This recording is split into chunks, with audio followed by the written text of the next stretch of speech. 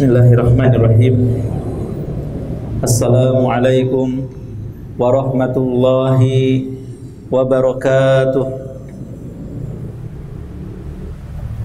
Innal hamdalillah nahmaduhu wa nasta'inuhu wa nastaghfiruh wa na'udzu billahi min shururi anfusina wa min sayyiati a'malina. May yahdihillahu fala mudilla lahu wa may yudlil fala hadiya lahu. Asyhadu an la ilaha illallah wahdahu la syarika lahu wa asyhadu anna Muhammadan abduhu wa rasuluh sallallahu alaihi wasallam. Qala Allah ta'ala ya ayyuhalladzina amanu taqullaha haqqa tuqatih wa la tamutunna illa wa antum muslimun. Amma ba'd. Ibu-ibu kaum muslimah yang semoga dirahmati dan dimuliakan Allah Subhanahu wa taala, marilah kita senantiasa memuji dan bersyukur kepada Allah Subhanahu wa taala, Rabb kita semua, pencipta, penguasa dan pengatur alam semesta ini, satu-satunya yang berhak untuk kita sembah dan kita ibadahi dengan benar, yang memiliki nama-nama dan sifat yang agung, yang berbeda dengan makhluknya, yang telah memberikan kepada kita berbagai macam nikmat dan karunia yang begitu besar, baik dalam masalah agama kita maupun dunia kita. Dan tidak ada nikmat yang lebih besar yang kita rasakan di kesempatan ini setelah nikmat iman dan Islam dan juga kesehatan adalah nikmat taufik untuk tafaqquh fid din, untuk memahami perkara agama kita, untuk memahami dinullah, agama Islam. Dan ini adalah suatu rekomendasi bagi ibu-ibu dan akhwat sekalian yang hadir di sini dan yang mendengar, menyimak atau menyaksikan, sebagai orang-orang yang insya Allah baik, yang Allah inginkan kebaikan. Rasulullah sallallahu alaihi wasallam bersabda, "Man yuridillahu bihi khaira yufaqihu fid din." Barang siapa yang Allah inginkan kebaikan, maka Allah akan fahamkan ia terhadap perkara agamanya. Maka orang yang tidak faham agamanya dan juga tidak berusaha untuk faham, berarti naudzubillah termasuk orang-orang yang Allah tidak inginkan kebaikan bagi dirinya. Dan semoga apa yang kita lakukan ini mempermudah langkah kita menuju surga Allah Subhanahu wa taala sebagai cita-cita tertinggi kita. Karena di kehidupan akhirat, kalau bukan di surga, maka di neraka. Maka setiap muslim menginginkan surga Allah. Dan Rasulullah menyatakan, "Man salaka tariqan yaltamisu fihi ilman, sahalallahu lahu bihi tariqan ilal jannah." Barang siapa yang berjalan untuk menuntut ilmu syar'i, maka Allah akan fahamkan ia kepada surga. Allah akan mudahkan jalannya menuju surga. Ibu-ibu dan akhwat yang semoga dirahmati dan dimuliakan Allah Subhanahu wa taala, di kesempatan sore hari ini insyaallah kita akan mengkaji bersama sebuah tema yang ditujukan kepada para muslimah, para mukminah, yaitu tentang pakaian mereka menurut kitabullah dan sunnah Rasulullah sallallahu alaihi wasallam. Wahai muslimah, beginilah pakaianmu, karena tidak sedikit di antara muslimah yang tidak mengetahui bagaimana aturan dalam Islam, syariat yang dibawa oleh Nabi sallallahu alaihi wasallam terhadap pakaian mereka. Kita mengetahui bahwa menutup aurat itu wajib. Allah Subhanahu wa taala berfirman dalam surat Al-A'raf ayat yang ke-26, setelah a'udzubillahi minasyaitonir rajim, ya bani Adam qad anzalna 'alaikum libasan yuwari sawatikum warisha wa libasut taqwa dzalika khair dzalika min ayatillah la'allahum yadhakkarun. Wahai anak Adam, sesungguhnya kami telah menurunkan kepadamu pakaian. Untuk apa? Untuk menutup auratmu. Ini pakaian fungsinya untuk menutup aurat. Oleh karena itu nanti akan disebutkan sebuah hadis, ada orang yang berpakaian tapi telanjang, berpakaian tapi tidak menutup aurat. Allah jadikan pakaian, menurunkan kepadamu pakaian untuk menutup auratmu, dan pakaian indah untuk perhiasan. Ini fungsi yang kedua dari sebuah pakaian, yaitu untuk menjadikan indah sebagai hiasan. Dengan pakaian yang dipakai oleh manusia, maka mereka lebih baik, penampakannya lebih menarik untuk dilihat. Dan pakaian takwa itulah yang paling baik, kata Allah Subhanahu wa taala. Sebaik-baik pakaian adalah ketakwaan. Dan bukan yang dimaksud ibu pakaian yang mereknya takwa ya. Ya, sebagian pedagang walibasut taqwa dzalika khair, pakaian takwa itu lebih baik, nih mereknya takwa, baju takwa jadinya. Bukan itu yang dimaksud. Ketakwaan seseorang melaksanakan segala perintah Allah, meninggalkan segala larangannya, ya, adalah sebaik-baik pakaian bagi seorang hamba. Yang demikian itu adalah sebagian dari tanda-tanda kekuasaan Allah. Mudah-mudahan mereka selalu ingat. Maka ibu-ibu dan akhwat yang semoga dirahmati dan dimuliakan Allah Subhanahu wa taala, sangat jelas di sini Allah Subhanahu wa taala ya menyebutkan sebuah nikmat yang sangat besar yang diberikan kepada Bani Adam, yaitu berupa pakaian. Yang fungsinya dua. Yang pertama untuk menutup aurat, yang kedua untuk ya menjadikan mereka indah sebagai perhiasan mereka. Kemudian Allah mengabarkan bahwa ketakwaan adalah pakaian yang terbaik, sehingga seseorang ketika berpakaian harus dilandasi dengan ketakwaan kepada Allah Subhanahu wa taala. Dalam sebuah hadis Rasulullah sallallahu alaihi wasallam pernah ditanya tentang aurat. Maka beliau bersabda, yang artinya jagalah auratmu kecuali dari istri atau budakmu.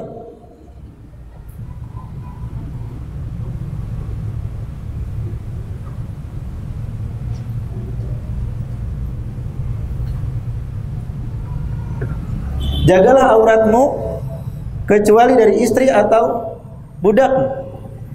Beliau ditanya, bagaimana jika antar sesama jenis, laki-laki dengan laki-laki, wanita dengan wanita? Maka beliau bersabda, jika kamu bisa auratmu tidak terlihat oleh seorang pun, hendaknya tidak ada yang melihatnya, walaupun satu jenis. Ya. Kemudian ditanya lagi, bagaimana jika seorang tidak berpakaian ketika ia sendirian? Maka beliau bersabda, rasa malu lebih berhak diberikan kepada Allah daripada kepada manusia. Ya, maka seseorang wajib untuk menutup auratnya. Dan ibu-ibu dan akhwat, ya para muslimah sekalian, yang semoga dirahmati dan dimuliakan Allah Subhanahu wa taala. Kita mengetahui bersama bagaimana musuh-musuh Islam tidak henti-hentinya untuk menjauhkan wanita muslimah dari agama yang hak ini. Ya, di setiap tempat dan kesempatan mereka selalu melontarkan tuduhan keji yang ditujukan kepada wanita-wanita mukminah. Mereka mengatakan seakan-akan Islam adalah penjara bagi wanita. Kenapa? Karena mereka melihat ajaran Islam mengekang kebebasan yang menurut mereka sebagai hak asasi wanita. Mereka ingin wanita berpakaian semau mereka, berpakaian tetapi telanjang, membuka aurat di depan umum, di depan laki-laki, tanpa malunya dengan pakaian yang sangat minim sekalipun. Bahkan mereka menjadikan hal itu sebagai bentuk perlombaan, naudzubillah. Ya, mereka mengadakan perlombaan-perlombaan tingkat nasional, tingkat internasional. Yang diantara hal yang mereka perlombakan adalah wanita, ya, berlomba-lomba untuk melepaskan pakaian mereka semaksimal mungkin. Mereka juga mengatakan wanita terpenjara karena kemana-mana harus pakai mahram ketika bersafar. Bagi mereka ini adalah penjara. Dan terus propaganda ini dihembuskan kepada wanita muslimah. Tidak sedikit di antara wanita muslimah yang terpengaruh oleh orang kafir tersebut. Mereka merasa aneh, mereka merasa asing dengan ajaran Islam itu sendiri. Kenapa sih repot banget? Kenapa sih ribet banget? Ya kenapa ini nggak boleh? Kenapa itu tidak boleh? Mereka orang kafir berusaha menipu wanita muslimah sebagaimana iblis menipu manusia untuk mengeluarkan dari surga menuju neraka, naudzubillah. Maka ya, para akhwat yang semoga dirahmati dan dimuliakan Allah Subhanahu wa taala, perlu ya kita jawab, siapa sebenarnya yang memerintahkan kita untuk berjilbab, untuk berhijab, memakai pakaian syar'i? Siapa yang memerintahkan? Sangat disayangkan ketika seorang mahasiswi meminta kepada salah seorang teman putrinya agar menemani menghadap ya guru laki-lakinya, dosen laki-lakinya. Mereka mengatakan, kenapa harus ditemani segala? Sudah biasa tanpa mahram. Ya, ketika seorang dokter wanita di salah satu rumah sakit, ia memakai pakaian yang lengkap, dikritisi, mengapa pakaiannya seperti ini? Kalau memang mau pakaian syar'i seperti itu, tempatnya di masjid, bukan di rumah sakit, bukan di instansi ini, bukan di instansi itu. Mereka paksakan bagaimana wanita muslimah menanggalkan identitas ya pakaian mereka. Padahal siapakah yang memerintahkan seorang wanita untuk berjilbab, untuk berpakaian menutup aurat? Tidak lain adalah Allah Subhanahu wa taala. Allah Subhanahu wa taala berfirman dalam surat Al-Ahzab, surat yang ke-33 ayat 59. Ya ayuhan nabi, qul li azwajika wa banatika wa nisa'il mu'minin yudnina 'alaihinna min jalabibihinna dzalika adna ay yu'rafna fala yu'dzain wa kana Allahu ghafurur rahima. Yang maknanya, wahai Nabi, Rasulullah sallallahu alaihi wasallam dipanggil dengan sebutan wahai Nabi. Dan tidak ada satupun ayat beliau dipanggil dengan ya Muhammad. ya ayyuhan nabi, ya ayyuhar rasul, ya ayyuhal muzammil, ya ayyuhal muddathir. Tidak pernah disebut ya Muhammad. Oleh karena itu kita pun harus beradab kepada beliau sallallahu alaihi wasallam untuk tidak menyebut nama ya ketika memanggil beliau. Wahai Nabi, katakanlah kepada istri-istrimu, anak-anak wanitamu, dan istri-istri orang beriman,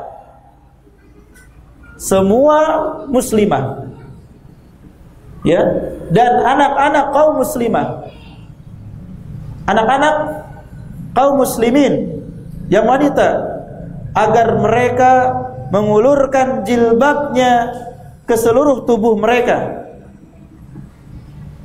Yang demikian itu supaya mereka lebih mudah untuk dikenal sebagai seorang muslimah, sebagai seorang mukminah. Karena itu mereka tidak diganggu, dan Allah adalah Maha Pengampun lagi Maha Penyayang. Ibu-ibu dan para akhwat yang semoga dirahmati dan dimuliakan Allah Subhanahu wa taala. Dalam ayat ini Allah Subhanahu wa taala memerintahkan Nabi agar memerintahkan seluruh wanita beriman, baik istri beliau, anak-anak beliau, maupun anak-anak kaum muslimin yang wanitanya, seluruhnya tidak terkecuali. Tidak ada yang keluar dari ayat ini. Seluruh wanita muslimah yang beriman kepada Allah Subhanahu wa taala diperintahkan agar mereka mengulurkan jilbabnya ke seluruh tubuh mereka. Jadi ibu-ibu dan akhwat, jangan kita mengira yang memerintahkan kita berjilbab itu hanya orang tua kita saja. Ayah kita, ibu kita, atau guru-guru di sekolah, guru-guru di pesantren, di pengajian. Tidak, perintah jilbab ini langsung dari Allah Rabbul Izzati wal Jalal, langsung dari pencipta kita yang memberikan rizki kepada kita, yang memudahkan segala urusan kita. Dan Allah Subhanahu wa taala menyebutkan fungsi jilbab tersebut diantaranya adalah dzalika adna ayyurafna. Hal demikian itu agar mereka mudah untuk dikenal. Ketika wanita tidak menggunakan jilbab,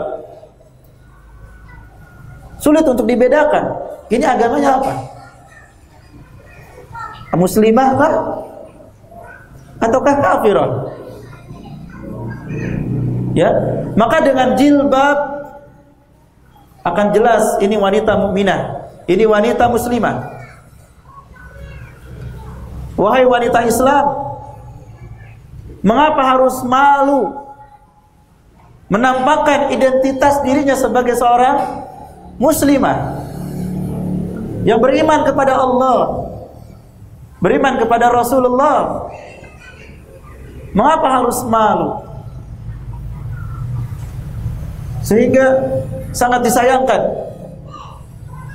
ya ketika ada pihak-pihak yang menolak atau melarang wanita muslimah memakai jilbab, padahal ini bagian daripada agama mereka. Yang berikutnya di antara faedah dari jilbab ini adalah agar mereka tidak diganggu. Kita dengar, kita saksikan bagaimana kasus-kasus ya sebagian besar pelecehan kepada wanita menimpa mereka-mereka yang menampakkan auratnya. Bahkan hal itu juga disebabkan oleh orang lain yang menampakkan aurat, kemudian pelampiasan kepada wanita yang lain, sehingga mereka yang menggunakan jilbab akan lebih terjaga. Sebagaimana mereka menjaga perintah Allah untuk menggunakan jilbab, Allah pun akan menjaga mereka insya Allah. dari segala keburukan dan juga kejahatan. Maka para muslimah, ibu-ibu dan akhwat yang semoga dirahmati dan dimuliakan Allah Subhanahu wa taala, jilbab bukanlah adat istiadat semata. Jilbab bukanlah warisan nenek moyang semata. Karena sebagian orang kalau di rumah, sekitar rumah, ke warung tidak jilbaban, tapi giliran mau ke kondangan, giliran mau bepergian jauh pakai jilbab. Kenapa begitu? Karena ini suatu adat, suatu kebiasaan kami.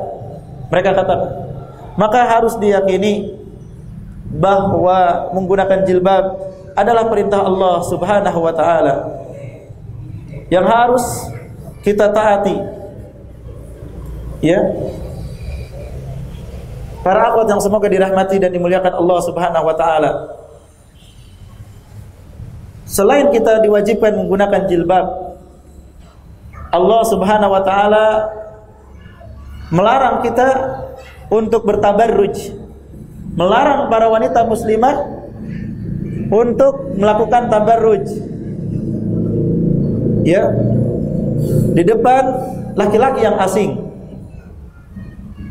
Allah Subhanahu wa taala berfirman, "Wala tabarrujna tabarrujal jahiliyatil ula." Janganlah kamu berhias dan bertingkah laku seperti orang-orang jahiliyah yang terdahulu. Pertanyaannya, apa yang dimaksud dengan tabarruj?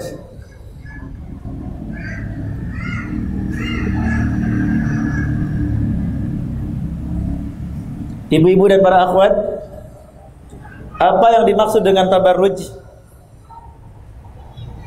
Tabarruj adalah seorang wanita menampakkan perhiasan atau kecantikannya serta sesuatu yang wajib ditutupinya yang dapat membangkitkan syahwat laki-laki. Seorang wanita berhias, menampakkan kecantikan agar laki-laki tergoda kepadanya, agar dinilai cantik oleh laki-laki asing, bahkan menimbulkan syahwat mereka, naudzubillah. Ini kebiasaan wanita jahiliyah dahulu, ya, mereka berlomba-lomba untuk tampil menarik di hadapan laki-laki asing. Maka wanita muslimah dilarang untuk melakukan hal demikian. Ketika Umaymah bintu Raqiqah datang kepada Rasulullah sallallahu alaihi wasallam untuk berbayat kepada beliau di atas Islam, beliau bersabda tanpa menyentuh tangan, "Aku bayat engkau bahwa engkau tidak boleh menyekutukan Allah dengan sesuatu pun, tidak mencuri, tidak berzina, tidak membunuh anakmu, tidak membawa kedustaan, tidak melakukan niyahah atau meratap, dan yang terakhir, dan tidak melakukan tabarruj seperti orang-orang jahiliyah yang dahulu." Ya, Rasulullah SAW membayat seorang muslimah, Umaymah bintu Raqiqah radhiyallahu anha. Salah satu bayatnya tidak melakukan tabarruj seperti orang-orang jahiliyah yang dahulu. Maka ibu-ibu dan akhwat sekalian, seorang wanita hanya boleh berhias di depan keluarganya, di depan suaminya. Adapun di depan laki-laki asing, hal itu dilarang. Jika dia melakukan hal itu, maka dia telah melakukan tabarruj seperti tabarrujnya orang-orang jahiliyah terdahulu. Dan jelas dalam surat Al-Ahzab ayat 33 tadi, Allah melarang wanita muslimah untuk melakukan tabarruj. Diriwayatkan dari Abu Hurairah radhiyallahu anhu, ia berkata, Rasulullah sallallahu alaihi wasallam bersabda, ya, sinfani min ahli nar lam arahuma. Ada dua golongan dari ahli neraka yang belum pernah aku lihat. Qaumun ma'ahum siyatun kadnabil baqar yadribuna bihan nas. Yang pertama, suatu kaum yang memiliki cambuk seperti ekor sapi untuk memukul manusia. Ini belum Rasulullah lihat. Yang kedua, wanisaun kasiyatun ariyatun ma'ilatun mumilatun ru'usahunna ka'asnamil bukhti al-ma'ilah la yadkhulnal jannata wa la yajidna rihaha wa inna rihaha la yujadu min masirati kadza wa kadza. Perhatikan ibu-ibu dan akhwat. Golongan kedua dari ahli neraka yang belum dilihat oleh Rasulullah adalah kaum wanita yang berpakaian tapi telanjang. Nyebutnya berpakaian tapi aurat kemana-mana. Auratnya terbuka, berlenggak-lenggok di depan laki-laki, di depan yang bukan mahram. Kepala mereka bagai punuk unta yang miring. Wanita seperti ini tidak akan masuk surga dan tidak akan mencium baunya. Baunya saja tidak kecium oleh mereka. Wanita seperti ini tidak akan masuk surga dan tidak akan mencium bau surga. Padahal kata Rasulullah, baunya surga itu tercium dalam jarak begini dan begitu. Jarak yang jauh. Ya. Maka ini terbukti nyata sekarang. Bagaimana kita lihat wanita berpakaian tetapi sangat tipis, kekurangan bahan, pakaian mini, bahkan bikini,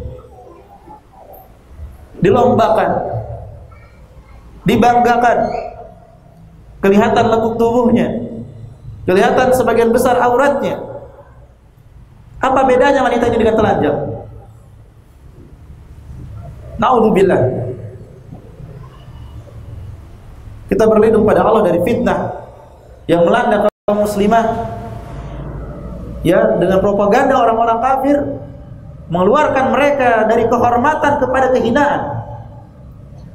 Setelah Allah turunkan pakaian kepada mereka untuk menutup aurat mereka, mereka dikeluarkan untuk membuka auratnya.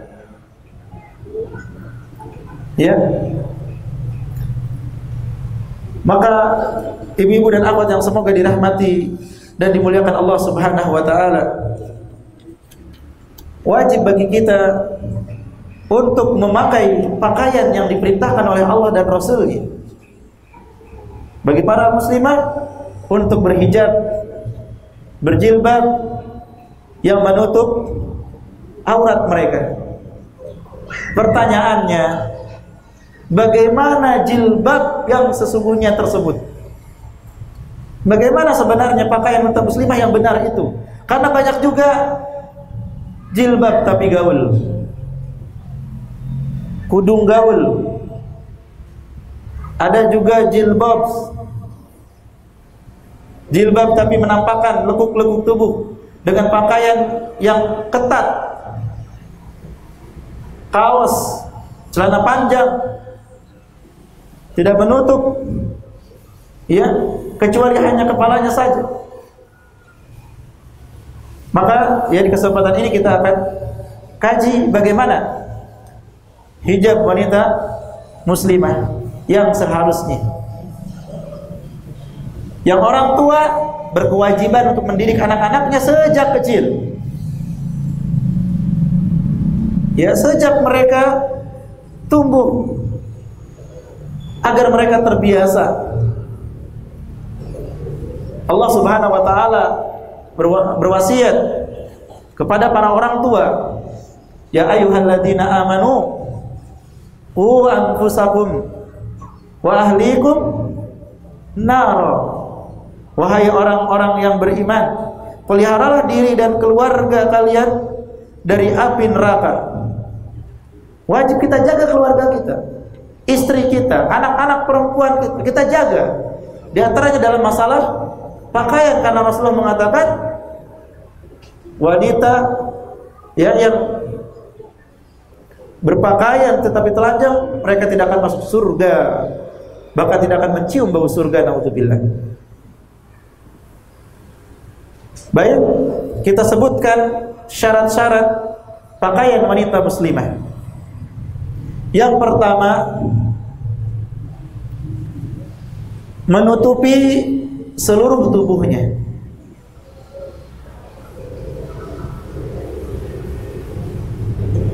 Walaupun ada perbedaan pendapat tentang wajah dan dua telapak tangan.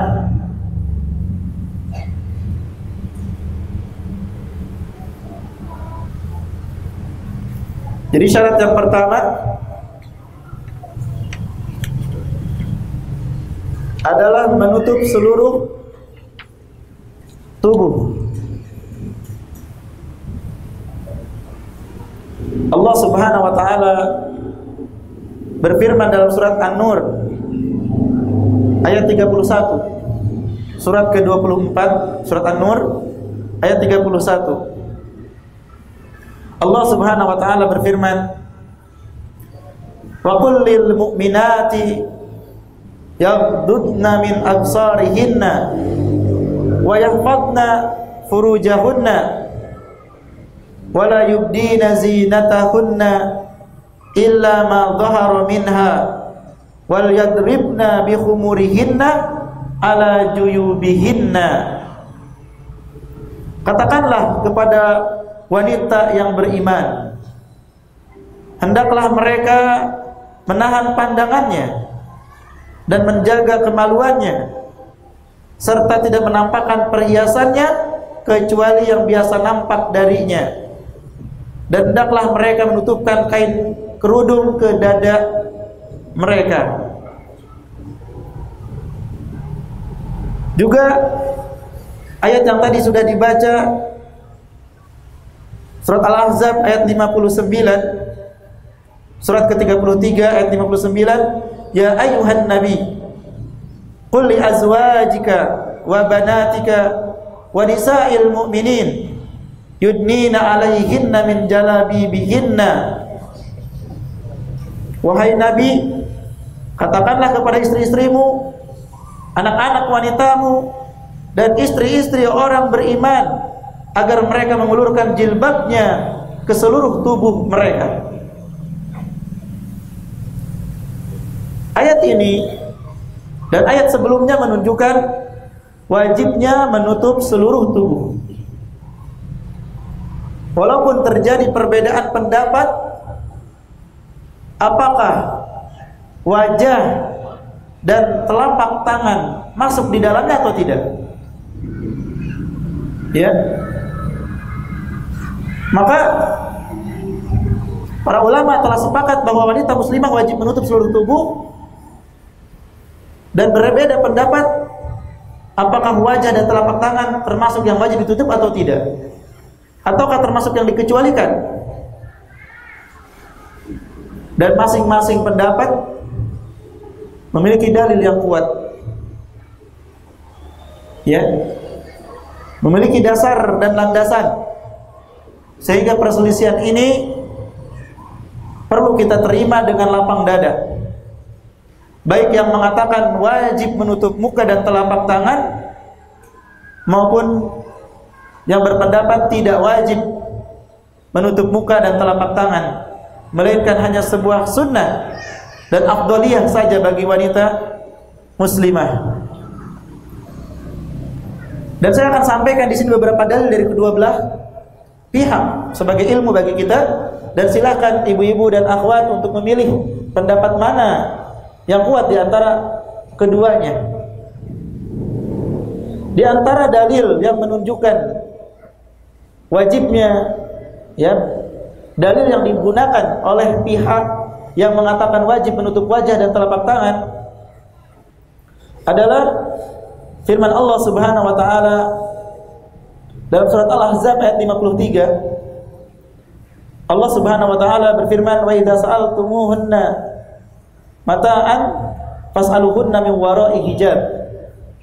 Apabila engkau meminta kepada mereka suatu keperluan, maka hendaklah meminta dari balik hijab. Maka mereka berkesimpulan, ya, bahwa ayat ini menunjukkan kewajiban menutup wajah karena pembicaraan ini mencakup seluruh wanita. Siapapun yang ingin berbicara dengan wanita harus di balik hijab. Maka wanita harus pakai hijab yang menghalangi mereka dari pandangan laki-laki. Ini dalil yang mewajibkan memakai cadar, penutup wajah, dan juga telapak tangan. Demikian juga yang menjadi dalil mereka adalah firman Allah Subhanahu wa taala surat Al-Ahzab ayat 59 yang tadi disampaikan, yudnina alaihinna min jalabibihinna. Hendaklah mereka mengulurkan jilbabnya ke seluruh tubuh mereka. Dan idna adalah menutup seluruh wajah dan hanya menampakkan satu mata untuk melihat. Dan ini berdasarkan penafsiran ahli tafsir dari zaman dahulu. Ya. Demikian juga yang menjadi dalil mereka yang mewajibkan menutup wajah adalah hadis dari Ibnu Mas'ud radhiyallahu anhu, bahwa Nabi sallallahu alaihi wasallam bersabda, "Al-mar'atu aurah, fa idza kharajat istashrafaha asy-syaitan." Wanita itu aurat. Apabila ia keluar, syaitan pun akan menghiasi. Dia menghiasi dalam pandangan laki-laki. Terlihat lebih menarik, terlihat lebih cantik.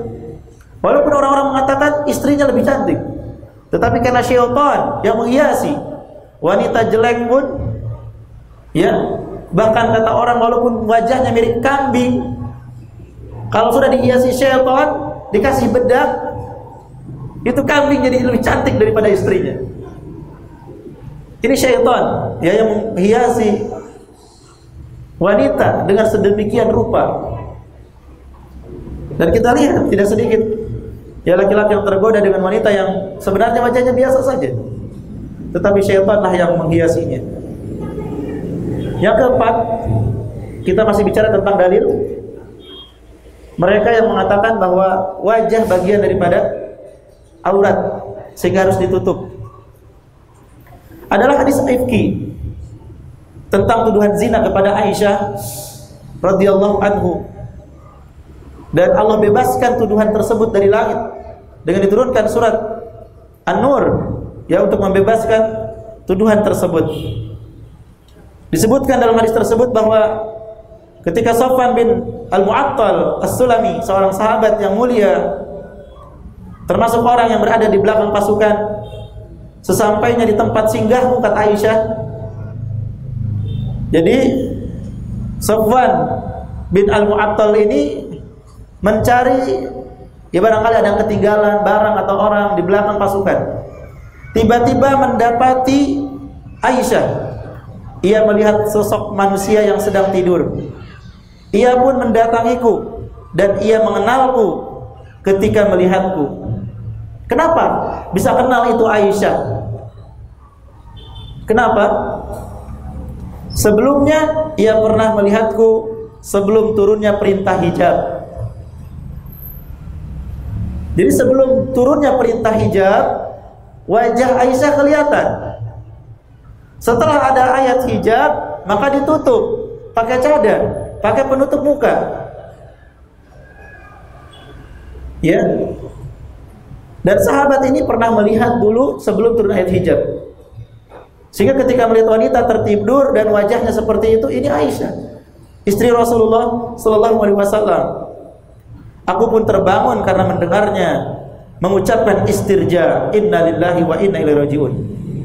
Jadi sahabat yang mulia tersebut hanya mengucapkan inna lillahi wa inna ilaihi rajiun ketika melihat Aisyah tertidur ketinggalan oleh pasukan. Kenapa Aisyah bisa tertinggal? Saking ringannya. Jadi pasukan yang membawa beliau tidak terasa kalau udah naik gitu. Akhirnya ditinggalkan padahal tertidur. Ya, ketika mencari, gelapnya yang jatuh. Kemudian aku menutup wajahku dengan jilbabku. Maka seketika itu Aisyah menutup wajahnya dengan jilbabnya. Berarti ada ayat hijab yang menjadikan Aisyah menutup wajah. Dan ketika ada laki-laki juga langsung ditutup dengan jilbab. Ini dalil ya bahwasanya wanita harus menutup wajah mereka. Yang kelima, hadis Asma binti Abi Bakar.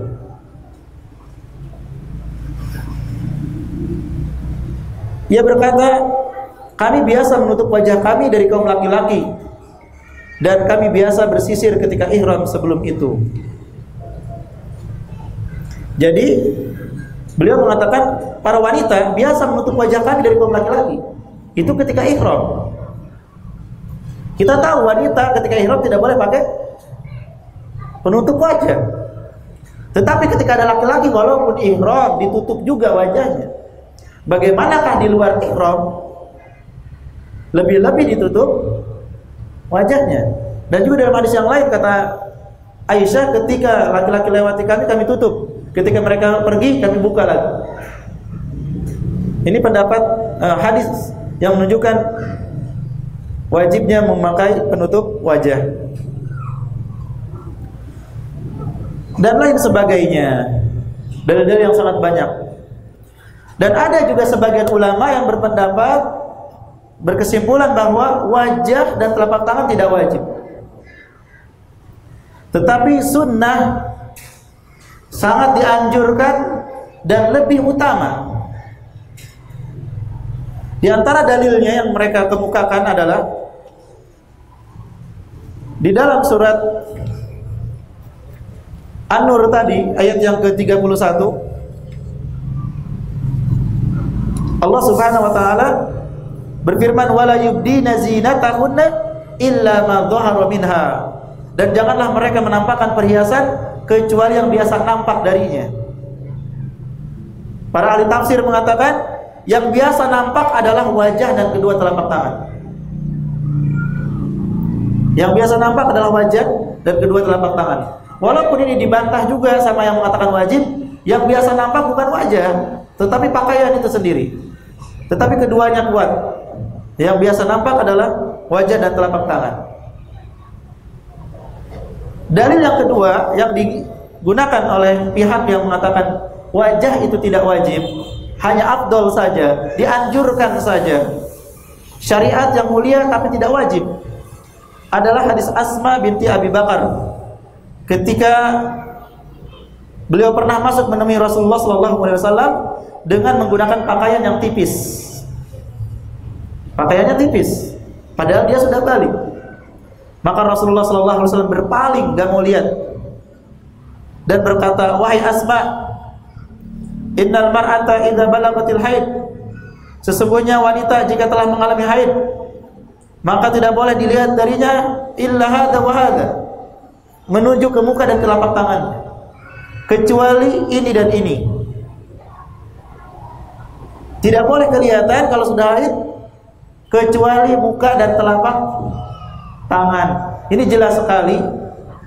Rasulullah menyebutkan tidak boleh kelihatan tubuh wanita kecuali muka dan telapak tangan. Kalau kaki bagaimana? Kaki berarti masuk yang harus ditutup. Dan sangat disayangkan sebagian wanita atasnya cadaran, kakinya bukaan. Ini ibu-ibu bagaimana ceritanya? Atasnya cadaran, bawahnya kelihatan kakinya. Bukan berarti kita laki-laki ngeliatin bawahnya ya, tetapi ini sesuatu yang nampak dan kita juga tidak sengaja melihatnya. Kenapa? Apakah lupa? Di zaman Rasulullah nggak ada kaos kaki, Ustadz, katanya. Kaos kaki datang dari mana? Siapa yang mengatakan tidak ada kaos kaki? Ya. Dan juga siapa yang mengatakan bahwa di zaman Rasulullah kaki mereka kelihatan? Yang ada mereka memanjangkan kainnya, pakaian mereka sejengkal bahkan sampai maksimal sehasta. Kalau pakaian panjang ya menutup kaki semuanya, maka itu tidak mengapa. Walaupun tidak berkaos kaki, tapi tertutup oleh baju yang panjang sejengkal bahkan sampai sehasta. Ya. Maka ya harus diperhatikan. Kata Rasulullah SAW, apabila wanita sudah haid, maka tidak boleh kelihatan pada tubuhnya kecuali muka dan telapak tangannya. Namun hadis ini dikritisi oleh sebagian ahli ilmu. Hadisnya memiliki kelemahan, ya. Dan dalil-dalil lain saya tidak akan sebutkan semua karena keterbatasan waktu, ya. Di sini kita simpulkan bahwa yang pertama, para ulama sepakat tentang wajibnya menutup seluruh tubuh wanita merdeka selain wajah dan telapak tangan. Tidak ada perbedaan pendapat dalam masalah ini. Saya ulangi, ya, kesimpulan yang bisa kita ambil dalam masalah syarat pertama menutup seluruh tubuh adalah para ulama sepakat bahwa seluruh tubuh selain muka dan telapak tangan itu wajib untuk ditutup. Jangan kelihatan rambutnya, jangan kelihatan kakinya, jangan kelihatan apa ini namanya, Pak? Lengannya. Sebagian wanita masih suka terbuka lengannya. Jangan kelihatan betisnya. Tutup semuanya. Tutup seluruhnya kecuali muka dan telapak tangan. Ini sepakat. Tidak ada perbedaan. Artinya kaki harus ditutup, itu kesepakatan. Rambut harus ditutup, itu kesepakatan. Leher harus ditutup, itu kesepakatan. Ijma para ulama. Kalau ada yang mengatakan enggak wajib, itu adalah orang-orang yang syadz, yang menyelisihi ijma. Ya, seperti yang disampaikan salah seorang yang disebut sebagai ahli tafsir di negeri ini, yang mengatakan jilbab itu tidak wajib karena jilbab itu kesopanan. Ya, sehingga tidak menggunakan jilbab pun tidak apa-apa. Yang penting sopan. Maka ini menyelisih ijma, menyelisih Al-Quran, menyelisih sunnah Rasulullah Sallallahu Alaihi Wasallam. Yang kedua, kesimpulan yang kedua adalah bahwa terdapat perbedaan pendapat tentang menutup wajah dan kedua telapak tangan. Ada perbedaan pendapat masalah wajah dan telapak tangan. Selain wajah dan telapak tangan, sepakat atau tidak? Sepakat. Yang ada perbedaan adalah wajah dan telapak tangan, antara yang mewajibkan dengan yang tidak mewajibkan. Dan perbedaan mereka antara kewajiban dengan sunnah atau afdal. Bukan, pendapat mereka itu tidak ada yang mengatakan bukan syariat. Jadi mereka sepakat bahwa menutup wajah itu syariat. Hanya saja mereka berbeda pendapat apakah wajib atau sunnah. Tapi sepakat kedua belah pihak bahwa itu adalah syariat dan bukan budaya. Bukan budaya Arab, bukan. Sebagian orang mengira cadar budaya Arab. Padahal kata Aisyah tadi, sebelum turun ayat hijab, wanita tidak pakai cadar, bahkan tidak pakai jilbab sama sekali. Jadi bukan adat Arab. Para wanita menggunakan jilbab setelah datang perintah untuk memakai jilbab. Dalam hadis yang sahih riwayat Bukhari, Aisyah radhiyallahu anha berkata, "Yarhamullahu an-nisa al-muhajirat al-awwal lama anzalallah wal yadribna bi khumurihinna ala juyubihinna syaqaqna murutahunna fakhtamirna biha." Semoga Allah, kata Aisyah radhiyallahu anha, semoga Allah merahmati wanita-wanita pertama yang berhijrah, muhajirat, yaitu ketika Allah menurunkan firman-Nya yang berbunyi, yang maknanya hendaklah mereka menutupkan kain kudung ke dada mereka, mereka langsung merobek pakaian mereka untuk dijadikan jilbab. Ya, untuk dijadikan jilbab. Jadi jilbab bukan budaya Arab sama sekali. Jilbab adalah ajaran Islam. Ya, demikian juga menutup wajah adalah syariat Islam. Hanya saja mereka berbeda pendapat apakah wajib atau bukan.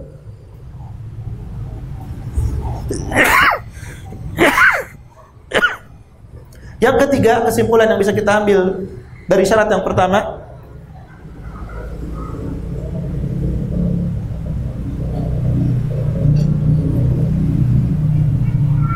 bahwa orang-orang, khususnya ahli ilmu, yang berpendapat bahwasanya menutup wajah itu tidak wajib, mereka tetap mengatakan bahwa memakai penutup wajah itu lebih utama, lebih afdol, walaupun gak wajib. Terutama di zaman penuh fitnah seperti sekarang. Ya, di zaman penuh fitnah seperti sekarang, para wanita dengan kecantikannya pamer, bahkan di medsos, di foto profil mereka, di lain sebagainya, menutup wajah menjadi lebih dianjurkan walaupun tidak wajib. Ya, jadi alasan mereka kenapa sangat dianjurkan untuk menjaga agar tidak terjatuh kepada fitnah. Tapi sangat disayangkan walaupun pakai cadar sekarang berlomba-lomba untuk bikin fitnah. Ya, walaupun menutup wajah, tetapi masya Allah, maskaranya, alisnya, dan lain sebagainya seakan-akan lebih cantik daripada aslinya. Seakan-akan, ya, nggak pakai cadar nggak cantik, giliran pakai cadar kelihatan cantik. Ini apa? Kenapa? Karena ada keinginan untuk, ya, memperlihatkan sesuatu yang ada di dalam dirinya. Maka tidaklah perlu seperti itu. Para wanita muslimah harus benar menjaga diri, ya, menjaga kehormatan dirinya. Ini syarat yang pertama. Syarat yang kedua, ibu-ibu dan akhwat sekalian, adalah pakaian yang menutup aurat tersebut bukan pakaian perhiasan. Bukan pakaian perhiasan. Bukankah Allah sudah melarang dalam surat An-Nur ayat 31 tadi? Ya. Wala yubdina zinatahunna illa ma dhahara minha. Janganlah mereka menampakkan perhiasannya kecuali yang biasa nampak. Kalau pakaian itu perhiasan, berarti mereka menampakkan perhiasan. Ya, maka pakaian bukan perhiasan itu sendiri. Dalam sebuah hadis disebutkan, ya, salatatun la tas'al anhum, rajulun faraqal jama'ata wa asa imamahu wa mata 'asiya, wa amatun aw 'abdun abaqa famat, wa imra'atun ghaba anha zawjuha qad kafaha mu'natad dunya fatabarrajat ba'dahu fala tas'al anhum. Ada 3 golongan yang gak perlu kamu tanya tentang mereka, yang gak perlu ditanya tentang mereka karena saking buruknya mereka, yaitu orang yang memisahkan diri dari jamaah dan durhaka, tidak taat kepada pemimpinnya, lalu mati dalam keadaan masih durhaka kepada pemimpin tersebut. Budak perempuan atau laki-laki yang kabur dari tuannya dan dia mati dalam keadaan demikian. Yang ketiga, perhatikan, yang ketiga, dan wanita yang ditinggal pergi suaminya, yang kebutuhan nafkahnya sudah dicukupi olehnya, tetapi ia masih saja melakukan tabarruj, masih berhias. Janganlah kamu tanya lagi tentang mereka. Ibu-ibu dan akhwat tentu mengetahui arti dan makna dari berhias, ya. Menampakkan perhiasan atau kecantikan, sesuatu yang harusnya ditutupi, sehingga menimbulkan ketertarikan dari laki-laki. Laki-laki jadi senang melihatnya, tertarik, bahkan bisa membangkitkan syahwat mereka. Maka berjilbab itu tujuannya untuk menutup perhiasan wanita, malah justru berubah jadi perhiasan. Ya, maka ya hiasi, hindari pakaian yang berupa perhiasan dan rame banget. Ibu-ibu dan akhwat sekalian, apakah pakaian itu harus hitam ataukah boleh berwarna lain? Sebagian wanita mengira pakaian harus hitam, warna lain berarti itu perhiasan, tidak boleh selain hitam. Ya, maka ini tidak tepat. Pakaian wanita tidak wajib hitam. Ya, hitam itu bagus, gelap, tidak nampak begitu. Tetapi kita berbicara di sini adalah tentang apakah selain hitam salah, selain hitam boleh atau tidak. Sebagian mengira tidak boleh, padahal boleh. Nabi sallallahu alaihi wasallam bersabda, "Tibul mar'ati ma dhahara launuhu wa khafiya rihuhu." Wangian kaum wanita adalah yang warnanya nampak dan aromanya tersembunyi. Ini yang pertama. Yang kedua, ya, minyak wanginya saja nampak kelihatan, tapi aromanya yang tersembunyi. Yang kedua adalah bahwa para wanita dari kalangan sahabiyah dibiarkan mengenakan pakaian berwarna selain hitam dan tidak dilarang oleh Rasulullah sallallahu alaihi wasallam.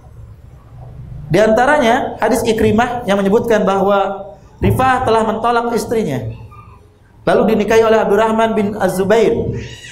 Aisyah radhiyallahu anha berkata, ia mengenakan kerudung berwarna hijau. Ia menggunakan kerudung berwarna hijau. Lalu ia mengadu kepada Aisyah dan memperlihatkan warna hijau di kulitnya. Ya. Jadi wanita tersebut menggunakan pakaian warna hijau dan tidak dilarang. Bahkan kata Aisyah, aku sama sekali tidak pernah melihat sesuatu yang didapati oleh kaum mukminah untuk kulitnya yang lebih hijau dari bajunya. Demikian juga hadis Ummu Khalid binti Khalid. Aisyah berkata, Nabi SAW diberi pakaian yang padanya terdapat satu kain kecil dari sutra hitam. Lalu Rasulullah SAW bertanya, siapakah yang pantas kita pakaikan kain ini? Semua orang pun terdiam. Maka Rasulullah SAW bersabda, datangkan kepadaku Ummu Khalid. Lalu Ummu Khalid dibawa ke hadapan beliau dengan digendong. Beliau mengambil kain sutra tersebut dan memakaikan kepadanya. Beliau bersabda, semoga panjang umur. Pada kain tersebut terdapat tanda hijau atau kuning. Ya, terdapat warna hijau atau kuning. Dalam riwayat yang lain bahwa Aisyah mengenakan pakaian yang berwarna kuning sementara ia sedang berihram. Jadi maksud di sini adalah wanita boleh memakai boleh memakai pakaian jilbab selain warna hitam, tetapi bukan yang sangat mencolok, yang mentereng, warna pink muda terang benderang buat silau yang melihatnya begitu, atau warna merah ya yang membuat orang tertarik. Tidak demikian. Yang ketiga, syarat pakaian wanita muslimah adalah pakaian tersebut tebal dan tidak membentuk bagian yang ditutupinya. Tebal, tidak tipis, dan tidak membentuk.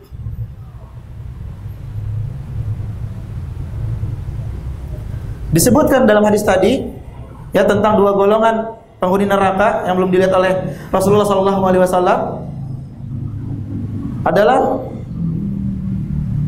kasiyat ariyat, yang berpakaian tapi telanjang, yaitu mereka yang pakaiannya tipis, membentuk lekuk tubuh mereka. Karena seperti tidak berpakaian mereka. Naudzubillah. Ya maka carilah pakaian, baju, jilbab yang tebal, yang tidak membentuk tubuh. Hindari bahan-bahan yang terlalu tipis, bahan-bahan yang bisa menceplak, ya, mencetak bentuk tubuh. Hindari bahan-bahan tersebut. Yang keempat, pakaian tersebut longgar. Pakaian wanita muslimah harus longgar, tidak ketat, tidak sempit, dan tidak membentuk tubuhnya. Sebagaimana diriwayatkan dari Usama bin Zaid, ia berkata, yang artinya Rasulullah SAW memakaikan kepadaku pakaian kutbiyah yang tebal. Pakaian tersebut adalah salah satu hadiah yang diberikan oleh Dihya al-Kalbi. Kemudian aku memakaikannya untuk istriku. Lalu Rasulullah SAW bertanya kepadaku, mengapa engkau tidak memakai kutbiyah? Wahai Rasulullah, pakaian tersebut aku kenakan kepada istriku. Maka Rasulullah bersabda kepadaku, perintahkanlah ia mengenakan gilalah, karena aku khawatir pakaian tersebut mencetak bentuk tubuhnya.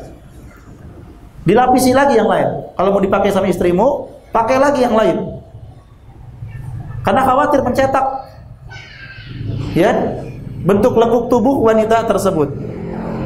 Jadi pilih pakaian yang longgar. Maka wanita-wanita yang menggunakan kudung gaul, pakaian sempit, kaos, hendaklah mereka merubah. Gunakan pakaian yang syar'i, yang sesuai dengan apa yang diperintahkan oleh Allah Subhanahu wa taala dan Rasulnya. Yang kelima, pakaian tersebut tidak diolesi atau diperciki wewangian.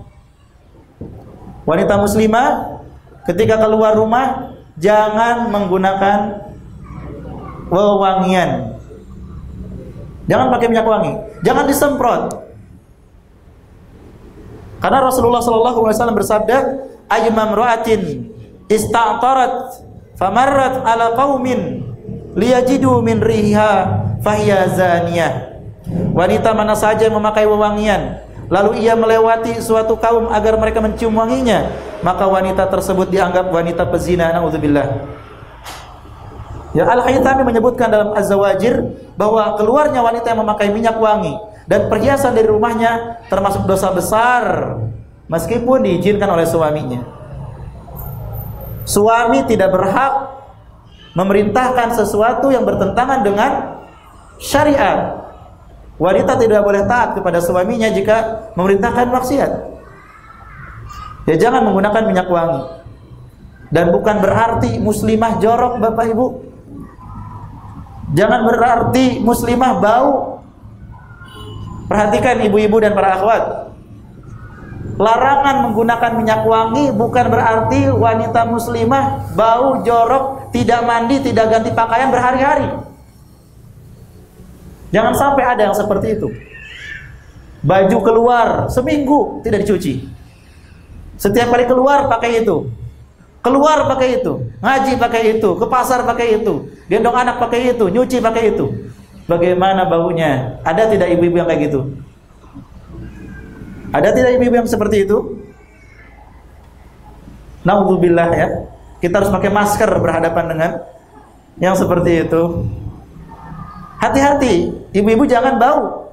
Akhwat jangan bau. Jilbabnya, ya, jangan dibiarkan berhari-hari. Kalau sudah wanginya agak kurang enak, apem, bau, segera cuci, ganti. Ya, ganti. Harus rajin untuk mencuci dan mengganti sehingga tidak bau. Apalagi di antara ummahat sampai terlihat kejorokannya, ada bekas makanan anak, ada bekas kotoran, dan dia cuek saja seperti itu. Jadi di satu sisi kita tidak boleh berwangi-wangian menggunakan minyak wangi, tapi kita juga tidak boleh mendolimi orang lain dengan bau yang tidak sedap. Ya banyak wanita mengeluh, pengen pingsan, bersebelahan sama ummahat yang baunya naudzubillah. Bingung, itu tempat udah sempit di pengajiannya. Pindah ke sana bau, ke sini bau. Jadi tidak boleh dia membiarkan pakaian kita mengganggu orang lain. Kemudian yang keenam, tidak menyerupai pakaian laki-laki. Rasulullah SAW melaknat kaum laki-laki yang menyerupai wanita. Demikian juga wanita yang menyerupai laki-laki. Maka pakaian yang menjadi kebiasaan laki-laki jangan digunakan oleh wanita, sebagaimana sebaliknya. Pantas tidak laki-laki pakai rok? Pantas tidak? Sangat tidak pantas dan dilaknat. Demikian juga wanita yang menggunakan pakaian laki-laki, kecuali sebagai dalaman. Ya, celana panjang untuk melapisi dalaman. Walaupun celana panjang itu tidak terlihat di luar. Yang tidak boleh adalah celana panjang yang dipakai dan kelihatan dari luar, sehingga seperti laki-laki. Yang ketujuh, tidak menyerupai pakaian wanita kafir. Yang mengikuti gaya style wanita kafir, persis gayanya, bedanya cuma pakai jilbab saja. Maka ini tidak boleh. Ya, Rasulullah SAW pernah bersabda ketika melihat seorang sahabat mengenakan dua pakaian yang dicelup dengan warna kuning. Sesungguhnya pakaian ini adalah pakaian kaum kafir. Karena itu jangan kau pakai. Jangan sama dengan pakaian orang kafir. Yang kedelapan, dan ini yang terakhir, bukan merupakan pakaian ketenaran, syuhrah. Rasulullah SAW bersabda, "Man labisa thawba syuhratin fid dunya, albasahullahu thawba madallah yaumal qiyamah, thumma alhaba fihi nara." Barang siapa yang memakai pakaian syuhrah, ketenaran di dunia, maka Allah akan memakaikan pakaian kehinaan di hari kiamat kelak. Kemudian dinyalakan api untuknya di dalamnya, naudzubillah. Ya, pakaian syuhrah adalah pakaian yang dimaksudkan untuk mencari ketenaran tengah-tengah manusia asing, yang lain gak ada yang pakai, cuma dia sendiri, sehingga orang langsung tertuju kepada dia, sehingga dikenal bahwa wanita ini yang pakaiannya seperti ini. Ya, nggak ada yang lain yang serupa dengan wanita tersebut, pengen tampil beda begitu. Nah, ini ya beberapa syarat jilbab wanita muslimah yang harus diperhatikan dalam berpakaian. Dan banyak sekali hal-hal yang terkait dengan pembahasan ini, seperti wanita dibolehkan memakai sutra, dan panjang ujung pakaian wanita itu boleh dipanjangkan namun maksimal sehasta. Tidak seperti orang yang nikahan, ya, panjangnya sampai di bawah-bawah, digotong-gotong pakaiannya. Ini tidak boleh. Lebih daripada sehasta, ya, sampai panjang mengepel gitu.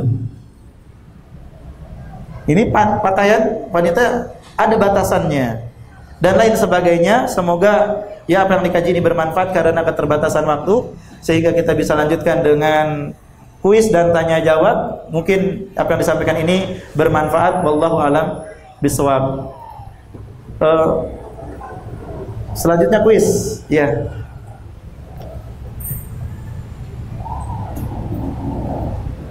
Teknisnya gimana? Masuk saja pertanyaan begitu ya. Baik, ini ada kuis dari panitia. Pertanyaan bagi para akhwat dan ummahat. Saya tidak akan sulit-sulit bertanyanya. Pertanyaan saya adalah, dalam surat apa Allah Subhanahu wa taala mewajibkan wanita memakai jilbab?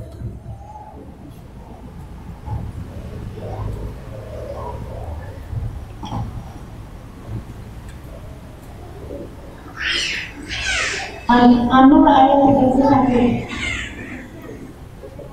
An-Nur ayat 31. Ya, betul Ibu.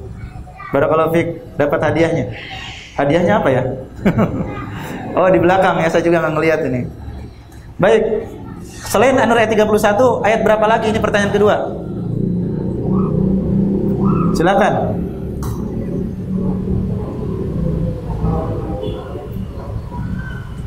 Bapak-bapak nggak boleh jawab.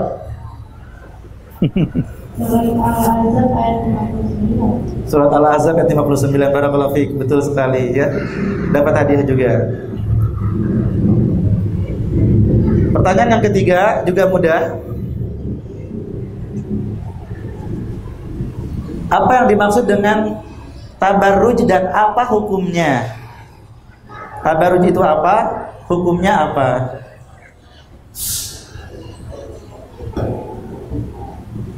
Tabarruj artinya seorang wanita yang berhias menampakkan kecantikannya agar laki-laki tergoda kepadanya. Bahkan kita menimbulkan sombong mereka. Hukumnya haram. Masya Allah, barakallahu fikum. Ini lancar semua ini. Ada berapa pertanyaan kita kuisnya?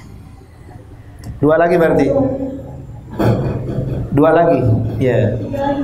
3 lagi, wah, bertambah nih.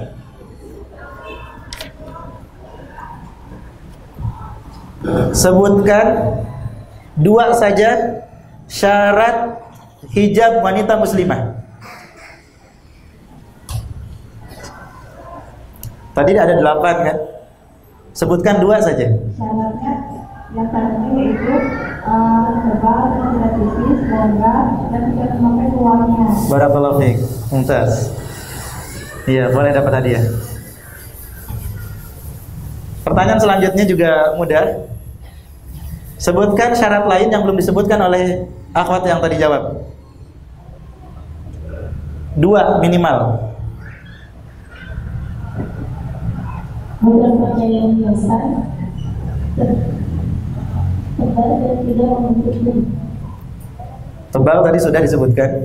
Jangan menggunakan yang Sudah disebutkan. tidak menyukai wanita mati. Sudah, berarti dijawab ya. Barakallahu fiik. Mumtaz ya, boleh. Kemudian pertanyaan yang terakhir berarti ini, apa hukum memakai penutup wajah seperti cadar atau sejenisnya? Apa hukumnya?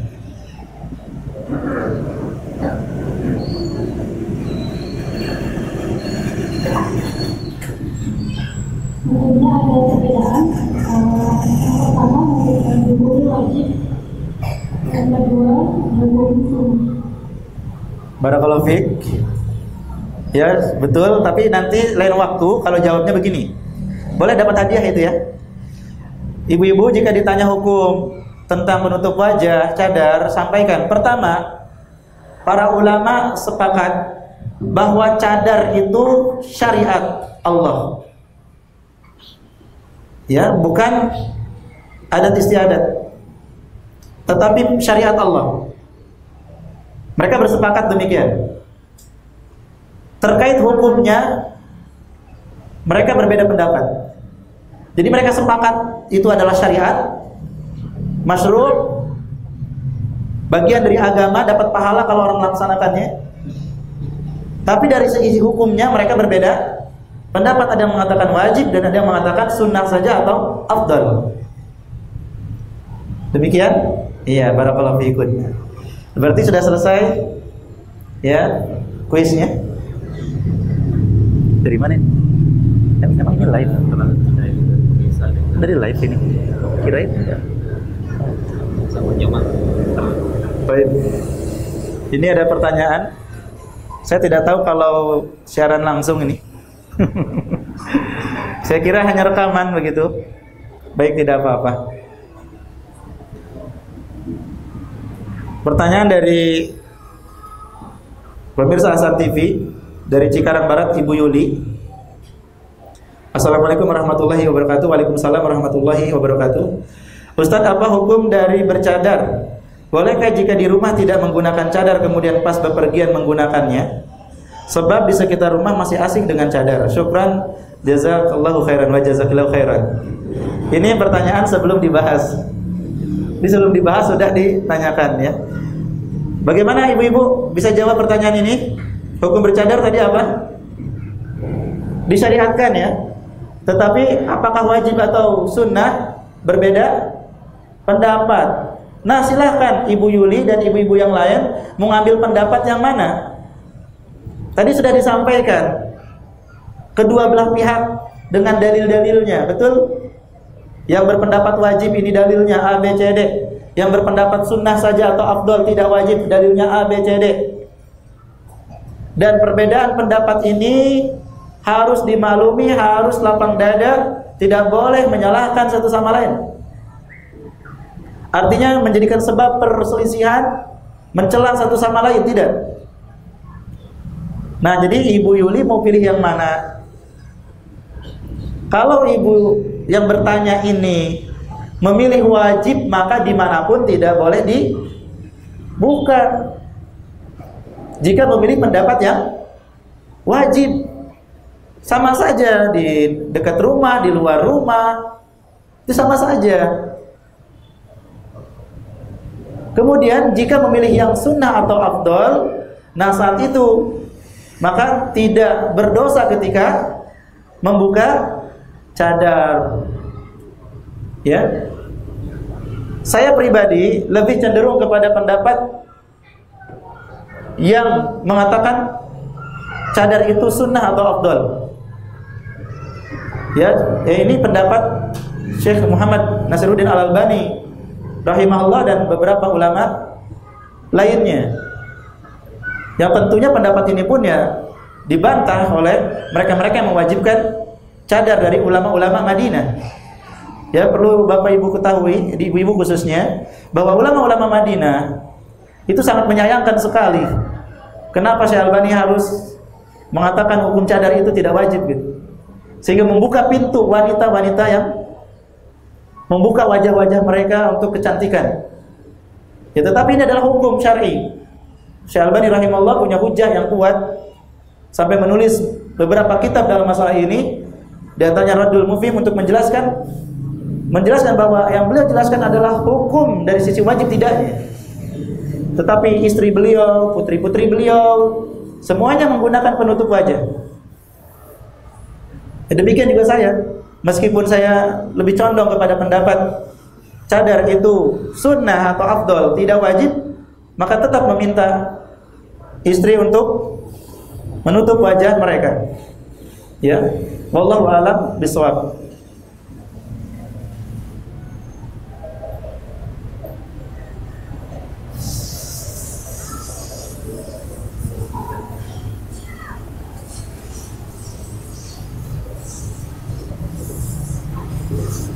Pertanyaan dari Ibu Ami di perumahan Kota Serang Baru, Cikarang Selatan, via Hasan TV. Apakah menggunakan sandal berhak tinggi itu juga termasuk tabarruj?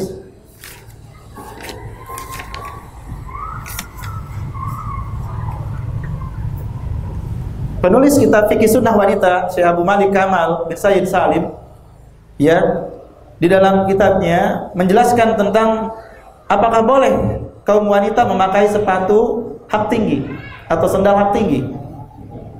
Maka ya, secara zahir dari hadis yang diriwayatkan oleh Ibnu Mas'ud, bahwa berkata kaum laki-laki dan wanita di kalangan Bani Israel pernah mengerjakan salat bersama. Ketika itu ada seorang wanita yang mempunyai kekasih. Wanita tersebut memakai sepatu yang tinggi agar dapat menyamai tinggi kekasihnya. Kemudian haid mendatangi mereka.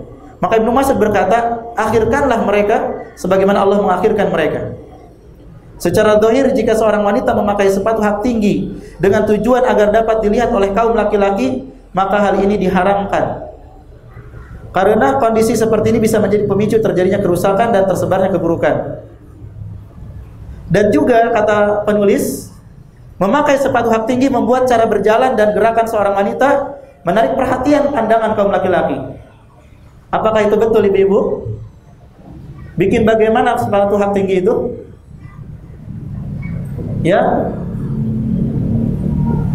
lebih menarik perhatian. Jadi lebih, saya tidak enak untuk menyebutkannya. Ibu mengerti ya, bahwa ketika seorang wanita menggunakan hak tinggi, maka cara jalannya jadi beda gitu. Jadi lain. Ya. Ya. Bunyi juga, kemudian juga caranya lebih menarik perhatian dan menimbulkan ya fitnah bagi kaum laki-laki. Maka sebaiknya ditinggalkan menggunakan hak tinggi. Wallahu a'lam bishawab. Dari jamaah manja, jika seorang wanita bekerja dari peraturan perusahaannya harus pakai celana panjang dan harus dandan. Bagaimana itu Ustaz? Ibu, jika wanita memang seperti itu diperintahkan oleh perusahaannya, wajib untuk melobi, ya, meminta untuk diberikan hak sebagai muslimah. Apalagi di negara ini dijamin berdasarkan Undang-Undang Dasar ya 1945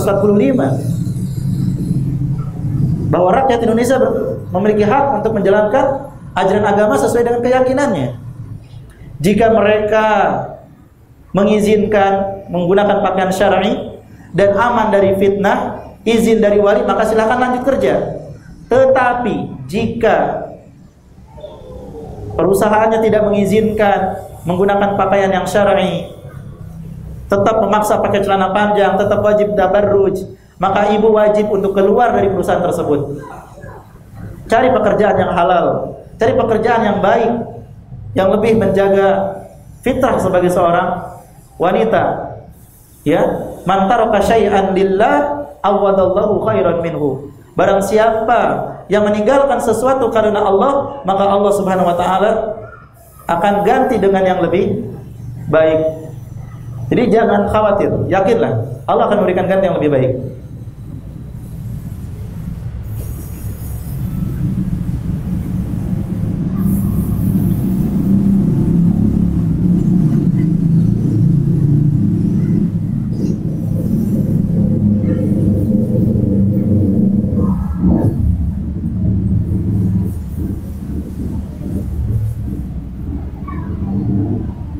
Bagaimana jika ada seorang akhwat yang terjatuh dari motor, kemudian yang menolong itu seorang laki-laki?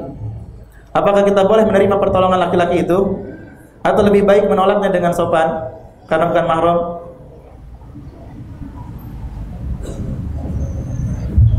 Bagaimana kalau ibu-ibu jatuh? Apa hukumnya bersentuhan dengan lawan jenis? Haram.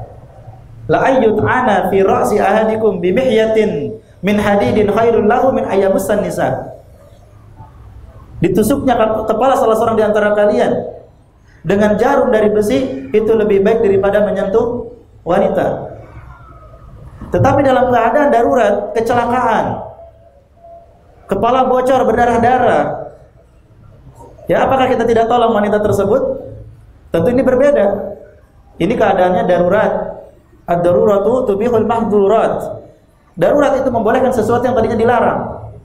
Maka jika kecelakaannya itu parah, membuat wanita itu tidak bisa bangun, berdiri, maka ketika ditolong oleh laki-laki itu diperbolehkan. Lagi pula tidak ada wanita pingsan menolak pertolongan. Ya gimana? Pingsan tapi nolak gitu. Jadi kalau masih mampu sendiri, tidak sakit, cuman jatuh sedikit, itu tidak perlu bantuan.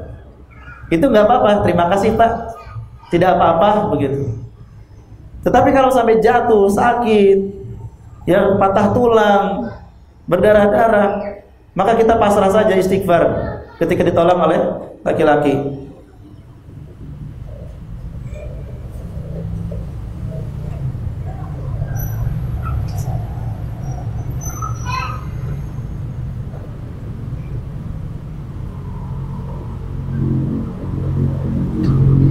Wallahu a'lam bishawab. Ya, banyak sekali pertanyaan yang saya tidak mampu untuk menjawabnya atau jawabannya membutuhkan penjabaran yang rinci dan panjang, namun karena keterbatasan waktu, ya kita tidak bisa semuanya. Mudah-mudahan di lain kesempatan. Ya, baik ibu-ibu sekalian dan akhwat dan juga para pemirsa Hasan TV, mohon maaf baru disapa karena baru tahu kalau ini live.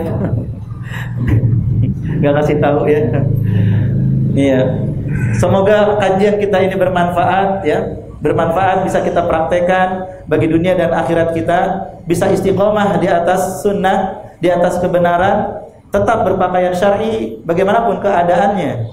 Walaupun kita bekerja di sawah, ya harus nanam padi, berlumur-lumur dengan lumpur, tetap tutup aurat. Tetap tutup aurat ya. Bagaimanapun keadaannya. Karena ini adalah perintah Allah Subhanahu wa taala dan Rasulnya. Jazakumullahu khairan. Terima kasih atas segala perhatiannya. Mohon maaf atas segala kekurangan dan kekhilafannya. Subhanakallahumma wa bihamdik asyhadu an la ilaha illa anta astaghfiruka wa atubu ilaik. Assalamualaikum warahmatullahi wabarakatuh.